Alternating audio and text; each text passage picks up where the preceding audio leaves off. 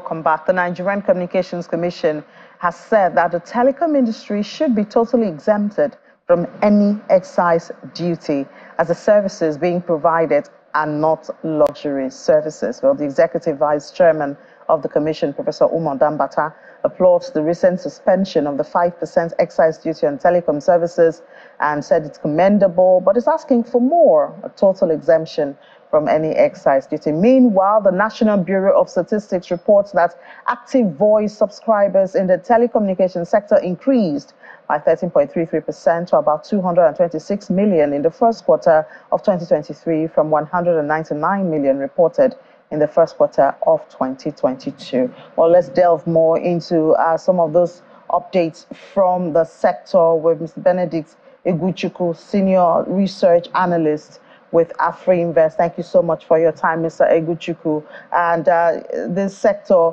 where we see improvement, but I thought everybody was already connected, at this time. And now they're asking for more rebates when it comes to taxes at a time when the federal government is seeking revenue. That seems kind of contradictory.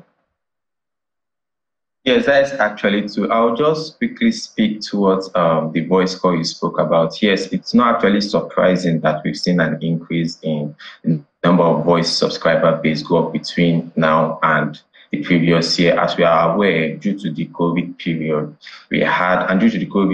as well as the NIM situation we had in the country, there was a whole lot of restriction on people who had SIM card because they had to register with their NIM system, and this actually caused a drastic reduction in the subscriber base of all mobile network operators, and they had to, work in close connection with the federal government to harmonize the NIM system of every individual with their SIM card. And as a result, we saw a decline in subscriber base.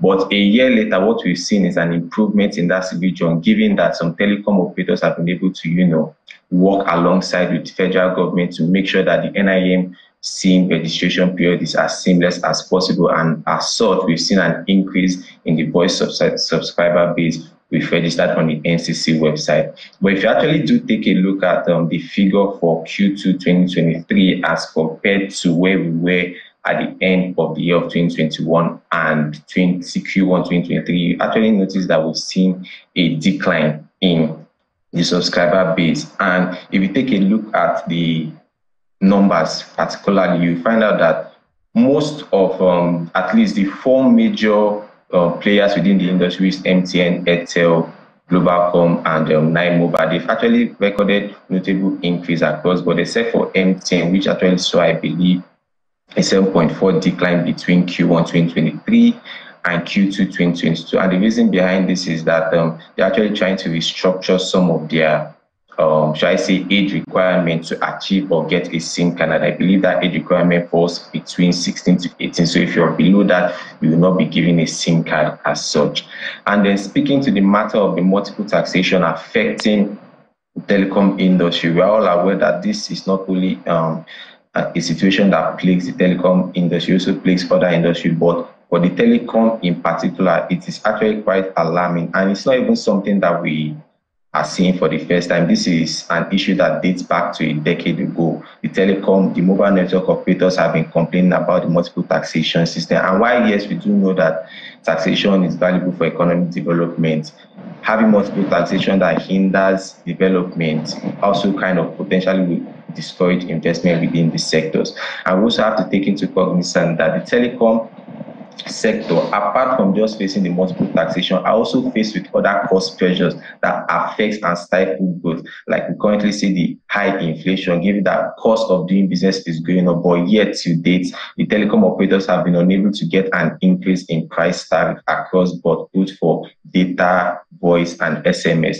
And apart from just the high inflation, we've seen supply chain uncertainties. I've also seen the impact of the FX liberalization, which took place around June, after the new administration took office. So all of this just pretty much dampens or hinders prospect for the telecom sector to go, and then adding this multiple taxation to it just kind of makes it impossible for people to even want to come into the sector. So at the moment, we're looking at the telecom operators are working in line with the NCC as well as the federal government to see how they can, cut down some of those taxes, especially the tax you just mentioned, the levy that is being tried, the excise duty levy that is being trying to be placed on the telecom sector. Look for how they can be exempted for it, because currently at the moment, while the telecom sector continues to remain resilient in the economy, they still face considerable pressure. But, when the telecoms sector is asking to be exempted from excise duty, manufacturers also want some relief. At the end of the day, who's going to pay the tax, and how's the country going to fund itself? I mean, like, you make a valid point, and like I mentioned earlier, there is no problem in making taxes. And while the excise duty, if the excise duty is to be placed on the telecom industry, there are some other taxes that have been levied against that industry that should be withdrawn, because currently at the moment, some of them are just duplicate upon duplicate. Some of them do not need to exist at the moment. So the problem may not be the excise duty. If that is to be placed, I believe that the NCC, along with the federal government, needs to revise or look into all the other multiple tax charges being levied on the industry and see how they can, make things or prepare, or rather present a greater playing field for the industry players as well as investors looking to come into the industry. All right. What about the issue of internet penetration? We also see that total number of subscribers was up about more than 8%. A good one. Does it mean we are overcoming those infrastructural challenges, or is it just people being determined to get on board, and get on the internet? Well, there are a lot of factors that actually come into play here.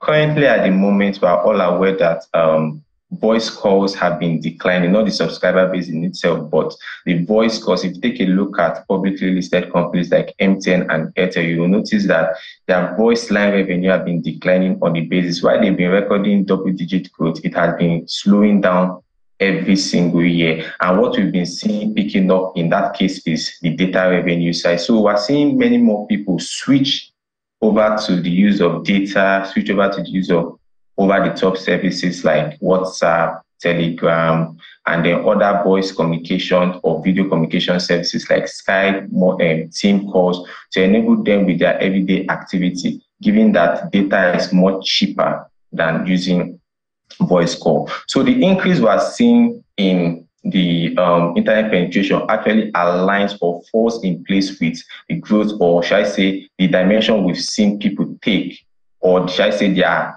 consumer preference has actually changed from voice to data, and people are more reliant on data in order to access or communicate with people. And not only that, speaking of economic factors such as the cost, like I mentioned already, voice cost compared to having data calls, people probably would prefer to use WhatsApp call to reach relatives or friends who stay outside the country than to use or rely on voice call, where they have to incur roaming and interconnect charges. And then obviously, we've also seen improvements in network quality. There's a lot of investment that have gone into the industry in order to bolster network infrastructures, not just for the 2G, 3G, but also 4G, and recently the 5G, especially MTN. And we're already aware that Airtel is currently working on its 5G infrastructure. And once that is up, we expect more individuals to actually, at least those within the Airtel spectrum, to tilt towards the 5G if they're not already on the MTN 5G network. So all of this actually supports the increase we've seen lately in terms of internet penetration. Yeah, I guess there are many faces or many sides to the Japa syndrome.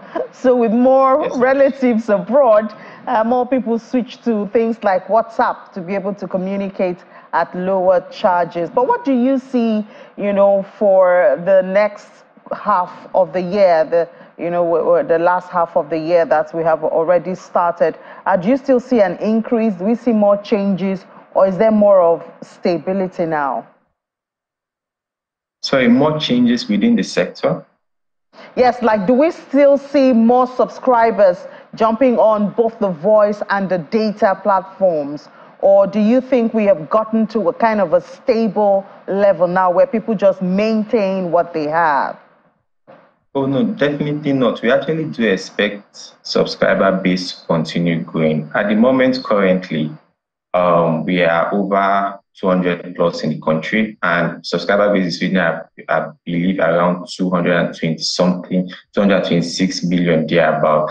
And what this alludes to is that there are still an individual can possess up to 4 SIMs and of the same network, and that's why we see that number increase as high as it is. So there is still a whole lot of underserved population within the economy, both in the rural area and places where network are still to this day not been able to get through, maybe due to some regulatory restrictions or due to some vandalism and activities that prevent telecom operators from moving into that place. So we still expect subscriber base to grow. Moving on, we don't expect that to stifle. The only issue we'll be seeing in terms of the telecom sector is when it comes to the FX liberalization, which has actually taken its toll on the telecom mobile network operators, at least those listed, MTN and Airtel. And if you take a look at MTN's half-year result as well as Airtel's first quarter for 2024 result, you find out that the impact of FX has hit them terribly well. We saw Airtel actually record a loss of about $151 million.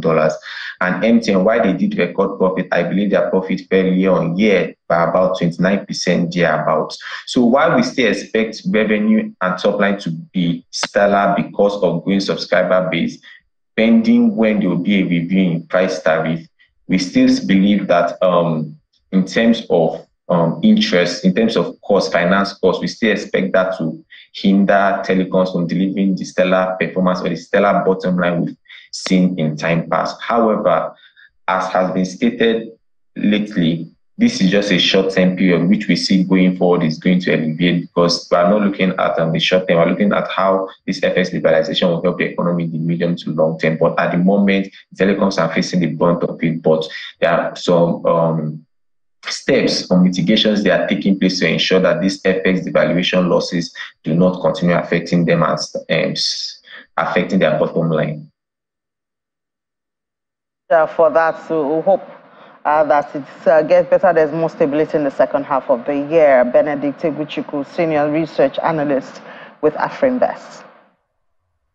Thank you very much.